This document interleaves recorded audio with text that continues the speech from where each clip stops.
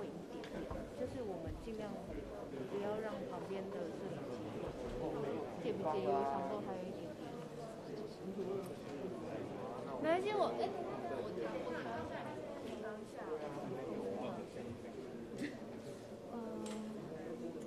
谢谢，不好意思，把这个往前一点，那不好意思，你方便往这边移，就是大家挤一下，这样大家都可以挤。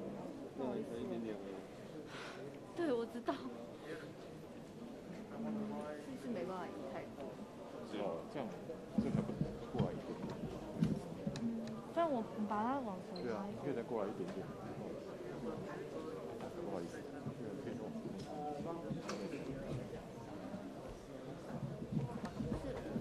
不好意思，就是稍微把这个往前拉。对，这样。对，就尽量大家靠。谢谢哦。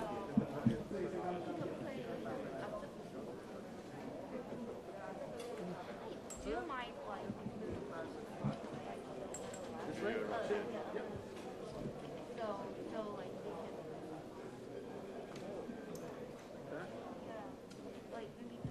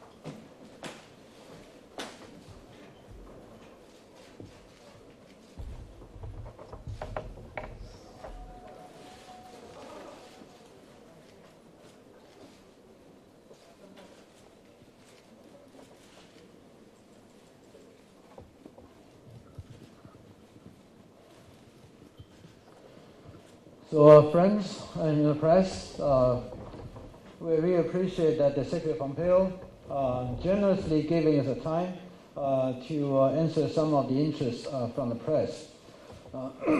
First, I have to say that I had 40 questions. I do not think that I will be able to just read them all, so I try to lump some of them together. And then I believe that the people here will be interested in hearing what the Secretary Pompeo would like to say. Yeah.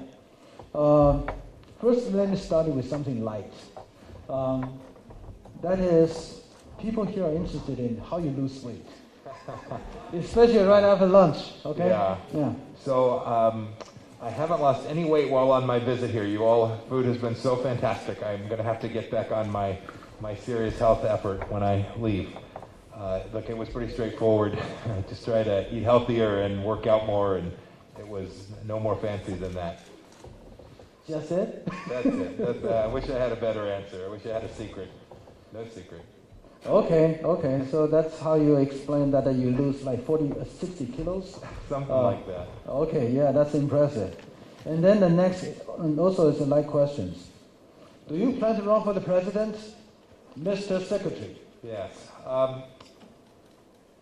So I don't know what will happen in 2023 or 2024.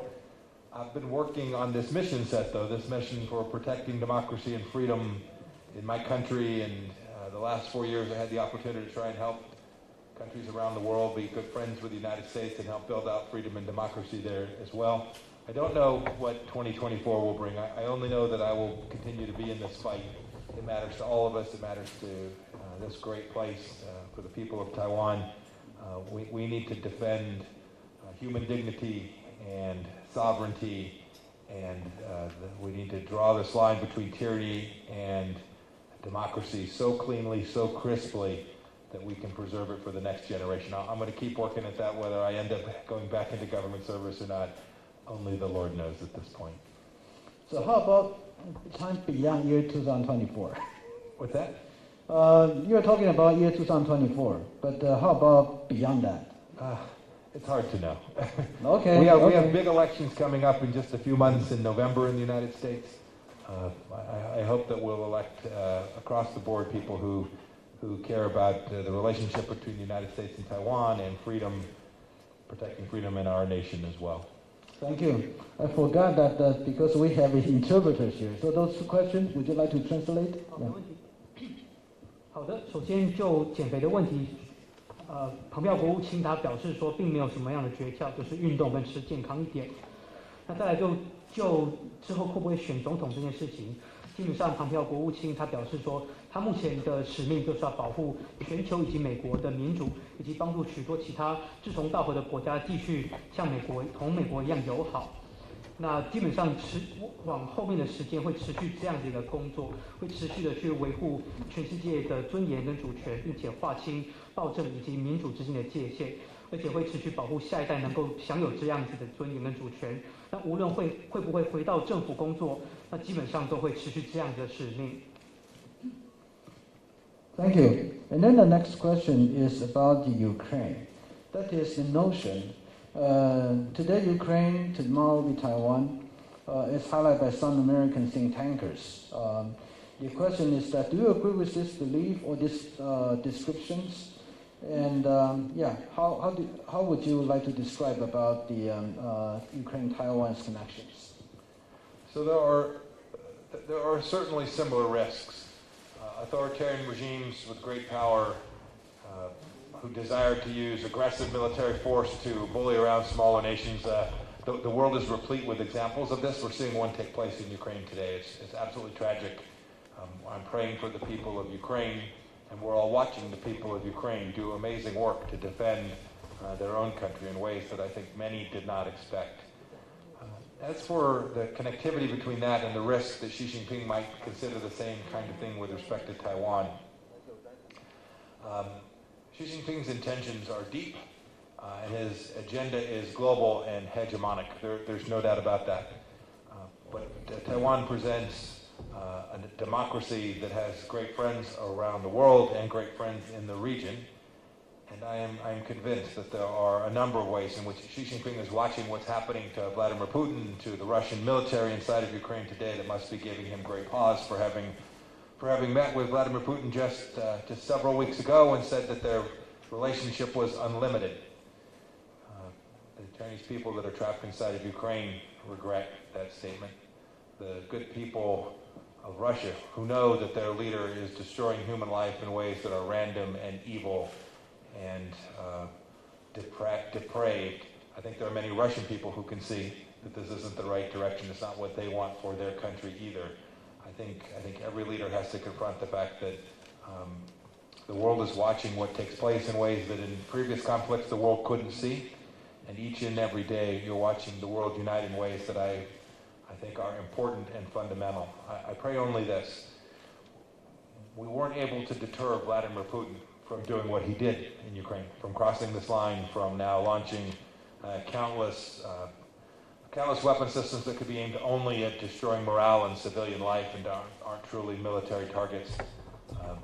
That is a failure to uphold a deterrence model that convinces folks like Putin that they ought not engage in this activity. I am convinced that if we all do the right thing, the United States, Taiwan, every country in Southeast Asia, Pacific Island nations, Australia, Japan, South Korea, if we all work together to build out a consistent, understanding that we're going to draw the line, we're going to be prepared to fight for the things that matter most of us, that we can continue to keep military deterrence in place. And then finally, much of what Xi does to the world isn't military. Much of what he does is diplomatic, it is information warfare, it is economic warfare. We've all seen this. America's seen them, Xi Jinping and the Chinese Communist Party steal billions of dollars worth of technology and destroy countless jobs across the United States of America. We have to confront the Chinese Communist Party in every dimension of Xi's use of his power, because he is using every element of his power, his nation-state's power, to try and undermine the Western way of life. Thank you. And yes? 那面对世界上许多的独裁政权呢，我们其实都看到非常类似的风险，就是说独裁的强权正在欺负周边的国家。我们现在目睹的俄罗斯就是一个很好的例子。我们同时也看到说，其实乌克兰人民其实也都起身捍卫自己的国家。其实习近平他本身也正在看在眼里，正在观察俄罗斯接下来的动态。那一边观察，我们一边在台湾其实也要有信心，知道说我们周边有许多的朋友，在全世界有许多的朋友。那现在说我们知道说，俄罗斯他们的民众其实也不见得认同他们的领导人的作为。可是我们其实在俄罗斯这边的贺主的工作其实已经为时已晚，俄罗斯已经发动了攻势，已经摧毁了许多乌克兰的民生经济等等。但是我们身处在东亚太平洋地区，我们这几个国家其实都可以做好准备，能够进一步了解说独裁的政权对于外界的野心有多少。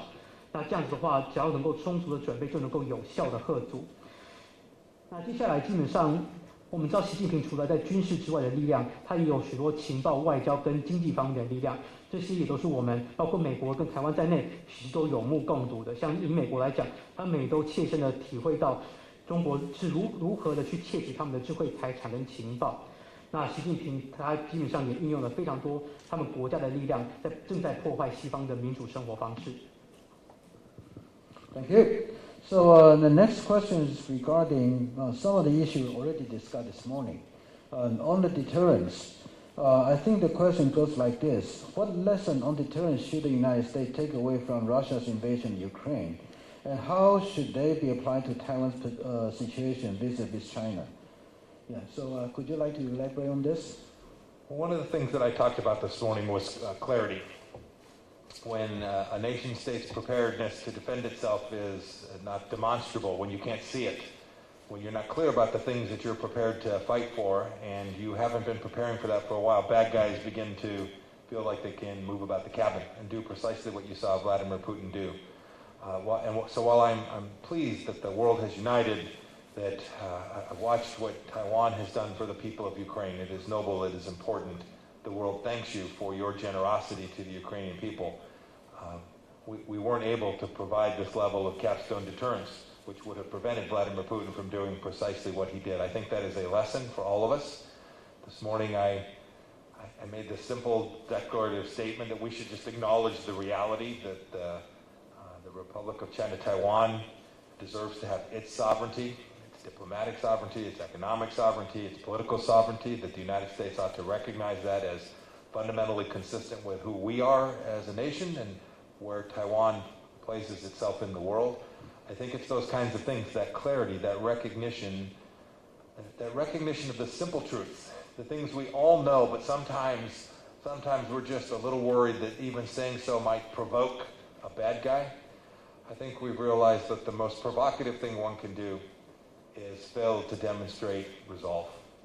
I think when the world sees alliances frayed, or they hear disinformation from the CCP or from Russia that says that the West, those of us who value democracy and freedom, that our nations are in decline, I think when they hear those repeated and we aren't resolved to demonstrate that those are fundamentally untrue, that authoritarian regimes feel more free to undertake precisely the kind of adventurism that's killing Ukrainians today. We can't let that happen. It is too sacred a duty to do better than that. We have the capacity to do it. I'm confident that we all have the will to do it. It will take determined leadership to execute that, and I'm counting on the United States and Taiwan to both be part of leading that model, which will create a system which prevents authoritarian regimes around the world from using force to try and destroy the people of a sovereign nation. 就像早上说过的一样，所谓清晰的明确态度其实非常的重要，态度要明确，我们的准备要明确，才能够有效嚇阻。那现在我们看到乌克兰的情势之下，其实许多的国家也都团结在一起。那当初要嚇阻俄罗斯这样子的工作，基本上已经失败了，使得乌克兰目前深陷战火当中，这是我们的一大教训。那其实早上的演讲当中，国务卿也有提到，必须要认清楚中华民国台湾的主权事实，这是美国必须要认清的事实，就是要认清这样的事实，才能够做到所谓的清晰又明确。有些人可能会疑惑说，这样子的一个说法跟做法是不是会挑衅到其他的强权？但是其实国务卿认为，真正会挑衅强权的，就是缺乏决心的展现。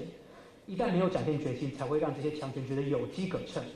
只要我们觉得害怕，只要我们相信了许多强权的宣传，说西方跟民主的世界正在走下坡，像这样子的非事实的宣传的话，那其实我们都会受害。事实上，乌克兰已经受害了，我们要记取这个教训。那此时，美国跟台湾应该要做的就是设立一个体系，透过这个体系，使得强权不会用武力去摧毁我们的生活方式。Yeah, the next question is also about the Ukraine-Taiwan. It's like this: the Russia-Ukraine conflict has made Taiwanese nervous about the situation across the Taiwan Straits. What concrete steps can the United States, you think, can take to de-escalate the situation? Yeah, I've talked about this already. There are three pieces of this. The first is, I think one of the lessons from what Vladimir Putin has done is that we need to make sure that every freedom-loving nation is more dependent on other freedom-loving nations and less dependent on authoritarian regimes. I mean that economically, and I mean that diplomatically. We saw what happens when European countries are dependent on Russian gas. It is something that we tried in our 4 years to convince Europeans to walk away from, by finishing a pipeline that made Germany even more reliant on Russian gas, created enormous risk that in the moment there would have to be a pause because this was going to have an enormous impact on the German people. We need to make sure that our economic relationships are with friendly nations, rights-respecting nations, freedom-loving nations, and much less connected to those that in the pinch, in the moment when they might want to act in a way that's counter to our desire to protect our way of life, our families, that will have economic challenges. Second, we need to make sure that our military and diplomatic relationships are at the level that they deserve. And I spoke to that some this morning, so I'll just leave it there for now. 那其实这一点基本上可以分三个部分。首先，前两部分我们来讲就是说普丁的所作所为，其实也给了我们这个教训，就是说其实爱好自由的国家之间必须要多增加彼此的依赖跟合作，而比较减少依赖对独裁强权的依赖，尤其是在经济跟外交方面的依赖。像是说最近我们也看到了，就是说其实在欧洲方面呢，我们也长期看到很多的国家，包括德国在内，都很依赖俄罗斯的天然气。其实庞培奥国务卿在他任内呢4年当中，其实也一直在劝导欧洲国家，尤其是德国，能够减少对天然气的依赖，不然的话，尤其像德国这样的国家就会受到很大的冲击。那在经济上面一定要去多多去跟其他的自由爱好的国家，跟尊重人权的国家彼此之间的互相的合作，才能够有效的去保护我们自己的生活方式跟我们各自的家庭。再来第二点是军事跟外交方面，因为早上的演讲其实讲了非常多，就不在此赘述。Yeah, Mr. Secretary. Then next question regarding the cross relation, also connected with the Russia-Ukraine conflicts. Well, Russia's invasion of Ukraine. The thing is this: I think people in Taiwan, they generally they are so convinced about the United States intelligence capabilities, especially how they correctly predict the Putin will invade Russia, will invade the Ukraine. And the question is this: what do you believe in the likelihood of China taking Taiwan by force? There were the reports, or in the Senate hearing, that the former Indo-PACOM commander said that the war on Taiwan could happen within 6 years. So on this backdrop, how do you think about the likelihood about Chinese and war on Taiwan? Yeah, one can't answer the question about the likelihood of this in a static way. It depends. It depends on how we respond and behave. It depends on the work that we do. It depends on our willingness to listen to Taiwanese leadership who tells us we need certain equipment, we need certain training assistance. You all are prepared to expend your money to purchase these systems. We should be prepared to help you train and use them effectively as well. So you can't answer how likely it is in a static way, because it turns on the willingness of the Western world to demonstrate that the costs for Xi Jinping engaging in that kind of activity are just too high. The last thing I want to say about this is, and I think this is really important, most of the conquest that Xi Jinping has achieved during his time hasn't been undertaken militarily. It's been done through his use of the Belt and Road Initiative. It's been done through his use of information operations around the world. It's been done through influence operations around the world. It's been done by using enormous economic power of the Chinese Communist Party to coerce small governments and say, boy, if you recognize Taiwan, we will stop sending tourists or visitors there. This just is an example of how they've used their economic power. So when one thinks about cross-strait relationships and the risk of Xi Jinping behaving in a way that is aggressive with respect to Taiwan, one shouldn't simply think of ships and planes and artillery, but one should think about Yuan and diplomacy and information. Those are the spaces, cyberspace, information space, all of the places to which, as sure as I'm sitting here today, Xi Jinping is thinking about trying to exert influence here in Taiwan each and every day, and trying his best to do it. And we have to make sure that we are equally resolved in preventing this from taking place. 那我们在谈两岸方面的风险的时候，不能用静态的方式谈，因为其实有很多的任何事情发生的几率，必须要看台湾方面跟西方国家在因应方面、在准备的工作方面，以及在决心的展现的方面，到底做得多好跟多少。所以，例如说像我们像以美国来讲，他们就会比较希望说能够去多倾听台湾的高层怎么样去表达对于军事设备的需求，对于军事训练的援助的需求。那这个时候，如果台湾已经展现决心，愿意出一笔钱去来购买特定的一些装备的话，那美国自然也会想要去提供相关的训练，去训练台湾的军事的单位，去做进一步的准备。那所以这个时候一定要去展现说，如果中国在台海这边如果掀起战端的话，其实对习近平来讲，代价是非常的高的。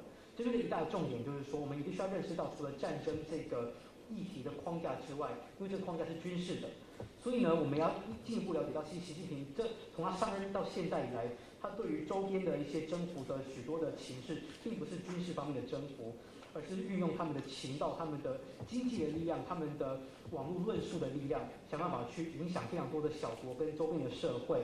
像例如说以经济来讲好了，中国共产党就特别擅长去用经济的手段威逼这些周边的小国，说如果他们承认台湾的话，就会减少这些国家的，比如说中国赴这些小国的观光的人数等等。所以在这个时候呢，我们必须要去了解说，习近平他在军事以外，在经济或者外交方面的其他的攻势会带来哪些风险，这是一定要讨论的。Mr. Secretary, I am going to pose several questions regarding China and Russia here. I think the first question is that many people think that China benefits most from the current conflict in Ukraine, as both Russia and West are struggling.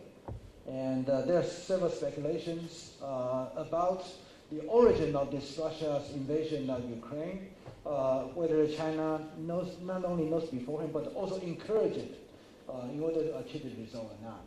But there are also some speculations in the past regarding the differences between China and Russia, and also China this time, for example, did not endorse publicly about Russia's position on Ukraine. So those are the different pieces of the fluid situation, and how would you like to comment on those? I don't know how much Xi Jinping knew about Vladimir Putin's intention. I know that we all knew since the fall that he was stacking forces in parts of his country that looked to all the world like there was going to be an attack, and in fact that's what resulted. Xi Jinping would have known that as well. Xi Jinping has now provided not only rhetorical support, right, the statement before the Olympics which said that they'll have unlimited friendship. He has certainly lived up to that during this conflict. He has not done what he needed to do. As a member of the UN Security Council, they should have made clear that aggression against a sovereign nation was unacceptable. They chose not to do that. And so I don't think we should give any quarter to Xi Jinping in terms of him having tried to play this both ways. Xi Jinping has not done the things that nations must do when other nations are attacked and are victims of aggression. I will say this too. I think he's watching. I think Xi Jinping is watching this in the same way that he watches the people of Taiwan. You all are an enormous nuisance to him, just by the fact that you get up every day and you take care of your families and you go to work and you live in freedom and democracy. I think Xi can see this. I think he doesn't want his own people to see this. I think Putin's suffering the same thing. I think as the Russian people learn of the atrocities that are taking place in Russia today, as they see what Putin is doing to these women and children in Ukraine, I think this will redound much to Putin's detriment. You should know that I think Xi is watching. He doesn't want this nation to have its sovereignty, because democracy flies in the face of everything that allows him to continue his authoritarian regime. If the 900 million, if the billion Chinese people who aren't part of the Chinese Communist Party were to have their way, I am convinced they would like to live more like people do here in Taiwan than the people do there on the mainland. We tried for years, the world, the West, a theory that we began in the United States in the 1970s that said if we engage more with the Chinese Communist Party, we will make them richer and we will make them, the people of China, freer. We were half right. That engagement made them incredibly wealthy, much richer than they were. It didn't make them 1 ounce freer. And the work that we do, the work that our two nations do together, is sending a message to authoritarians like Putin and like Xi and like Chairman Kim and the Ayatollah. The list goes on. It's sending a message that those nations who believe in freedom and human dignity are prepared to defend that in ways that I think for an awfully long time we all had taken for granted. I think we are now, there's a level of resolve today in the world, and I pray that it is not ephemeral, that it is permanent and prepared, and we will work in every dimension to make sure we defend the things that matter most to each and every one of us. 习近平到底知不知道普丁的意图，其实我们很难说。但是至少我们从去年秋季看起来，从俄军的部署方面，我们就看出一些迹象了。其实像迹象这件事情，习近平当然应该也是心里知道的。那习近平他其实也针对俄罗斯提供了口头上面、语言方面的支持，尤其是在奥运期间，习近平也曾经说过，中俄之间的合作是没有任何的限制的。而且再加上中国在作为联合国安理会的成员，其实就俄罗斯侵略乌克兰这件事情也投了弃权票，等于是没有尽联合国安理会成员的一个义务，那个义务就是要保护其他的主权国家不被另一个国家所侵犯。那其实习近平看待台湾人也是这样的，就是当台湾人每天都过着自由自在的生活的时候，其实习近平对此也不乐见。那当然，其实俄罗斯他们也习近平他其实也是看着普丁他的军队正在侵犯着乌克兰男女老幼的这些生活，但是我们都知道一件事情，就是对独裁者来讲，民主的生活方式其实就是在阻挠着这些独裁者的所作所为。好，那接下来就是说，当初在美国比如说跟中国共产党的政权在进行交往的时候，其实当初美国方面的意图就是说，希望说透过让中国能够，如果随着中国变得更加的有钱的话，或许中国也会更加的自由。其实当初的想法也只对了一半，那一半就是中国的确变得非常的有钱，但是一丁点的民主跟自由都没有。所以这个时候，无论是台湾跟美国，我们所做的事情，就是要向这些独裁者，或者是习近平、普丁，还有所有的其他的独裁者，向他们宣示，就是所有支持自由、支持人民尊严的国家，基本上不但能够展现决心，而且这个决心是永久的。All right, the next question also related with the Russia, China, and the connection with Taiwan. Due to the previous questions, which sort of had the assumption about what Chinese acknowledgement about the Russia's invasions, Then people started to wonder Russia's role in, for example, should the war on Taiwan by China happen? How do you perceive the Russia's possible role, especially in the light of the current invasions? And in the past, did the United States ever thought about the Russia's possible involvement or role in Chinese war against Taiwan? Oh, sure. No, we've long known that Chinese military and the Russian military have worked on problem sets together. So this piece isn't new. There's lots of places that the Russians are careful. They have known for a long time that because their economy is relatively small, that in that partnership between Russia and China, they'll be the junior partner in that. But Russia has a very highly capable engineering workforce. They have a very highly capable military. And so we've always known that there was some risk that the Russians would provide weapon systems to China as well. But more importantly, what you can see, I think, happening today is as the world is restricting Russia's capacity to trade in the ruble, to trade energy products, to move through the financial systems, its central bank, the gateway, the thing that provides the oxygen for the Russian economy is the yuan in China. It looks like they're going to build a big pipeline. It looks like they're going to build a big energy pipeline, a real physical pipeline. It looks like they're also going to build a massive financial pipeline, where it could well be that Xi Jinping provides the economic fuel that allows Vladimir Putin to continue this mission. I hope that Xi Jinping will see that that is not the right path forward, that he will himself fall afoul of these sanctions regimes. We worked on this problem set an awful lot during our 4 years. I saw it firsthand when sanctions are put in place by Western countries. I think it will make it more difficult than Xi understands for him to actually conduct these transactions with the Russians. And I hope that the world will make very clear to Xi Jinping that if he runs afoul of one of these, that it could be Chinese banks that are next, it could be Chinese financial institutions more broadly that are next, and this will convince China to deny that oxygen, deny that fuel for Vladimir Putin to have the resources to continue his campaign. That has deep ramifications for how Russia might participate were it the case that Xi Jinping ever decided to make an aggressive military action in Asia. 其实中国跟俄罗斯之间的军事合作也是行之有年哦，只是说俄罗斯在经济规模上相对比中国小，但是俄罗斯它的利多呢，就是他们的工程的能力比较强，所以在中俄的军事合作之间，比较是俄方会向中方提供相关的军事的系统啊或科技等等。那现在我们全球因应俄罗斯的侵略哦，主要是在限制俄罗斯对外贸易的能力，像是他们的金流跟货流等等，尤其是俄罗斯卢布的交易的这个能力。所以眼看全世界俄罗斯能够求援的对象似乎只剩下中国了。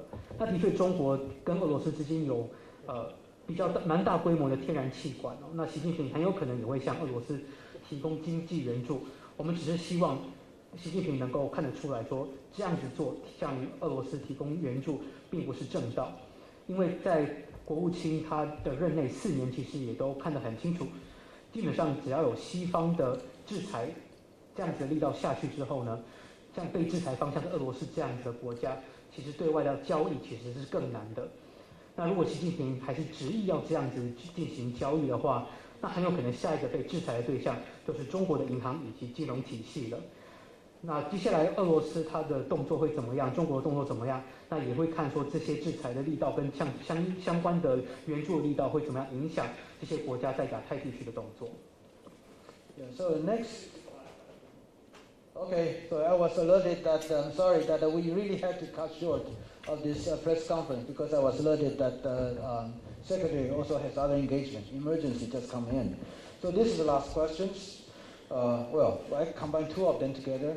The question is, how do you view your purpose come to Taiwan? That's a simple one. Another one is about, could you explain that the rationale behind in your last decision as the Secretary of State in lifting and all the restrictions about the U.S.-Taiwan official engagement? And some people would like to ask that why that did not happen earlier? Yeah. That's a fair question. Why did it happen earlier?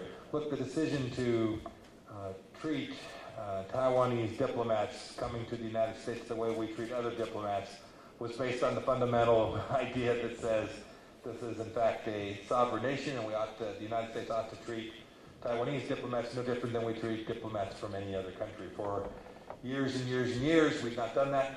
Barnacle upon barnacle, new rule upon new rule, all frankly with an idea to somehow pacify or appease the Chinese Communist Party to not anger the leadership in Beijing. That made no sense to me. Why it didn't happen quicker? Bureaucracies are hard to move. We wanted to be thoughtful about how we did it. We wanted to make sure we did it in a way that was complete and transparent, and there was no intent to surprise anyone. It was simply a matter of getting America to the right place, to get to the right outcome. My trip here is perhaps a worthy place to conclude this interview. I had wanted to come here for an awfully long time. With COVID, it has proven more difficult than I wish, but I wanted to come here because the people of Taiwan are so deeply wonderful and loving of the central ideas that we have in the American founding as well.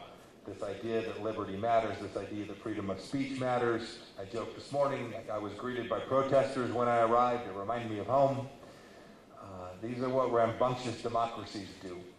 And I wanted to come here to say thank you to the people of Taiwan. They were such good friends and partners of the United States, not only during my time as Secretary of State, but in my previous role as the intelligence chief in America and while I was in Congress as well. I watched our economies grow alongside of each other. I watched our trade relationships expand, and I knew that mattered. It mattered to places like my home city of Wichita, Kansas, and it mattered to people all across the United States. And so I very much wanted to come here to be able to see firsthand this great place that I'd never had the chance to see, but to also thank the people here in Taiwan for all that you do to protect freedom for yourselves and for those of us around the world who care deeply to make sure that as many people as possible in the world get a chance to live in this way. 当初会决定去解除台湾外交的限制哦，其实就是说，既然台湾作为主权国家，这个事实存在，那台湾跟其他国家就要一视同仁。那在这之前，所有的一层又一层的奇怪的限制，其实都只是要安抚北京的当局。那其实这样子做并不合理。那可是我们知道说，我们并不能说，一念之间转了，很多的规定就直接当场消散殆尽哦。因为我们知道说，你要改变一个政策，很多时候你必须要通过非常多繁文缛节还有很多的关卡。而且再加上我们其实在美国内部的政治，其实很多的事情都要面面俱到，也要透明公开。那至于为什么想来台湾，其实国务卿想来台湾已经想很久了，疫情又使得旅行更加的困难。那想要来，主要是因为台湾人其实我们所热爱的价值，像是什么热爱自由、热爱言论自由，甚至像我们还有很多跟自己意见不合的情况之下，还可以去抗议什么的。其实这一切也都是美国真爱的价值。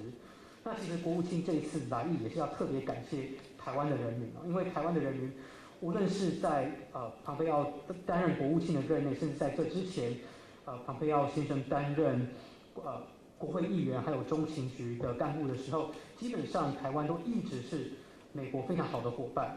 那其实，在从政这么久以来，国务卿他一直亲眼见证的台美之间的贸易关系一直升温，友谊一直的加深，这也是庞培奥特别想要来台湾感谢大家的地方。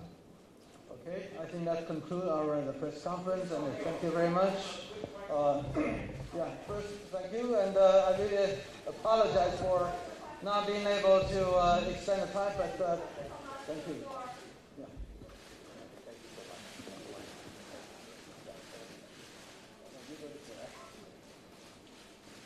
So I have to apologize for this shortened. Already shortened, but shortened again. The secretary has other engagement, just emergently just inserted in. So sorry for that, but thank you for your gracious, and you know that I have so many questions, even just read it through. Can I really get all of them? But thank you. Yeah， 我们这边就结束，谢谢。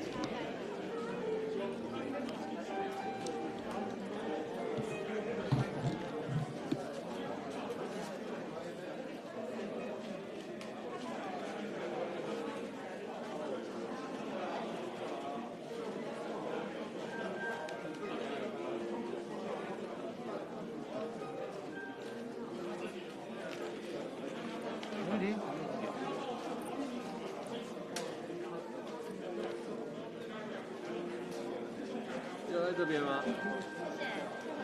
然后前面一点，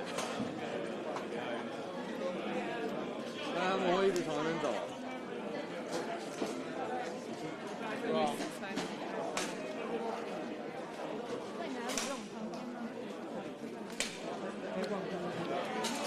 大家就想问他怎么减肥嘛？大家就想说他怎么减肥的，对吧？他们没有。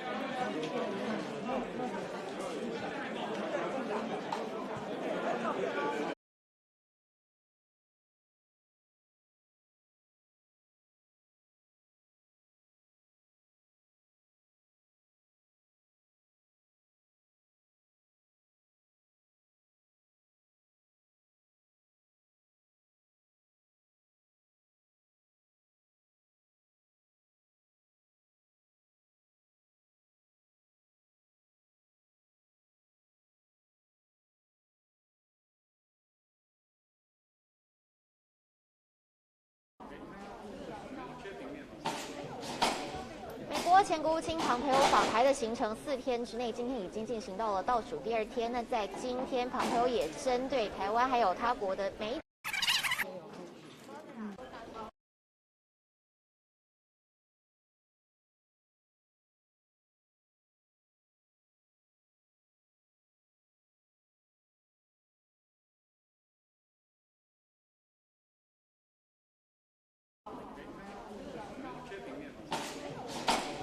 美国前国务卿庞培欧访台的行程4天之内，今天已经进行到了倒数第2天。那在今天，庞培欧也针对台湾还有他国的媒体来进行一个公开的记者会。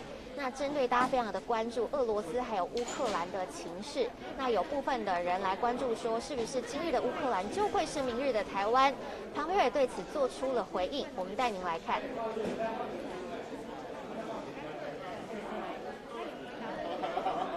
我们可以听到庞培欧他重申，美国应该要来面对、来承认台湾的主权确实存在。那至于这样会不会挑衅强权呢？庞培欧表示，我们一定要展现我们的决心，才不会让强权有机可乘。而他也认为，美国还有日韩等国家应该要建立一个防卫的机制，来抵御强权侵略其他国家。而至于中国和俄罗斯是不是在这一次的战争当中是有合作的关系的？庞培欧他表示，中国和俄罗斯的军事上的合作已经行之有年。那现在俄罗斯在进行战争，那在经济还有这个经贸的部分，中国是有协助的。那他也认为，中国的银行体系有可能会是下一波被制裁的对象。